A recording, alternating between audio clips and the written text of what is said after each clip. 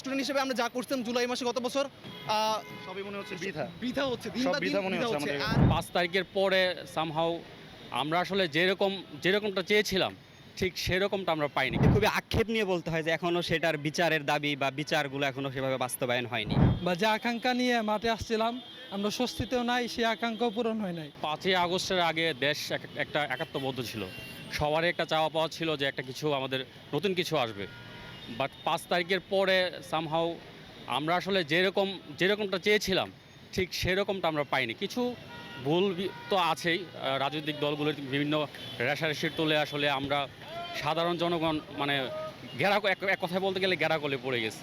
সবচেয়ে দুর্বল জায়গা যেটা আমাদের দুর্নীতি, চাঁদাবাজি, টেন্ডারবাজি, এগুলো এখনও নির্মূল হয়নি। আগে যে জায়গায় যা ছিল লাল ভাইয়ের জায়গায় কালো ভাই দখল করেছে, কিন্তু দখল করে ফেলেছে। আমরা আসলে যে স্বস্তির জন্য বা যে আকাঙ্ক্ষা নিয়ে মাঠে আসছিলাম আমরা স্বস্তিতেও নাই, সেই আকাঙ্ক্ষাও পূরণ হয় নাই। স্বরাষ্ট্র উপদেষ্টা যেভাবে ভাত টেস্ট করছে কিংবা তরকারি টেস্ট করছে, এটা আসলে কোনো কাজ হতে পারে না। বান্ডেল থাকলে প্রতি সেনমানিতে টাকা বাঁচবে।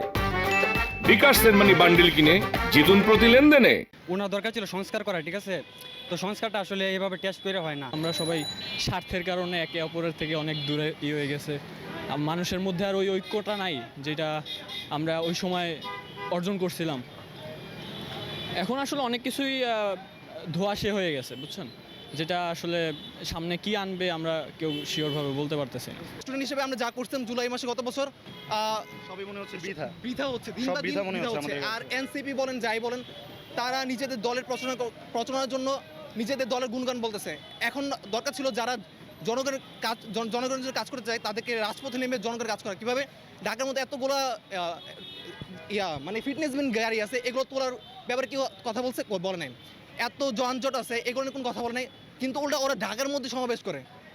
যেভাবে জুলাই বিপ্লবের মাধ্যমে এই যে গভর্নমেন্ট প্রতিষ্ঠিত হয়েছে, সে গভর্নমেন্টের গতিবিধি, তাদের যে আসলে উদ্দেশ্য, আমরা বিশেষ করে আমি ব্যক্তিগতভাবে আমি এখনও পর্যন্ত আজ করতে পারছি না তারা তাদের কি করতে চাচ্ছে। কিন্তু যেহেতু এই পর্যন্ত আমরা এত একটি বছর চলে গেল, অতিবাহিত হইল, এখনও পর্যন্ত আমাদের এই যে প্রায় 1700-1800 বা কম বেশি এতগুলা শহীদ হলেন, শাহাদাত বরণ করলেন, যে জালেমদের বিশেষ করে যে যারা স্বৈরাচারী এভাবে তাদের অত্যাচারে, জুলুমের অত্যাচারে যেভাবে এতগুলা তাজা প্রাণ ঝরে গেল, এই গভর্নমেন্ট এই বিচারের এখনও পর্যন্ত এই ফ্যাসিস্ট এবং স্বৈরাচারী জালেম সরকারের এখনও তাদের কোনো বিচারের কোনো কিছু আমরা দেখতে পাচ্ছি না। খুবই আক্ষেপ নিয়ে বলতে হয় যে এখনো সেটার বিচারের দাবি বা বিচারগুলো এখনো সেভাবে বাস্তবায়ন হয়নি।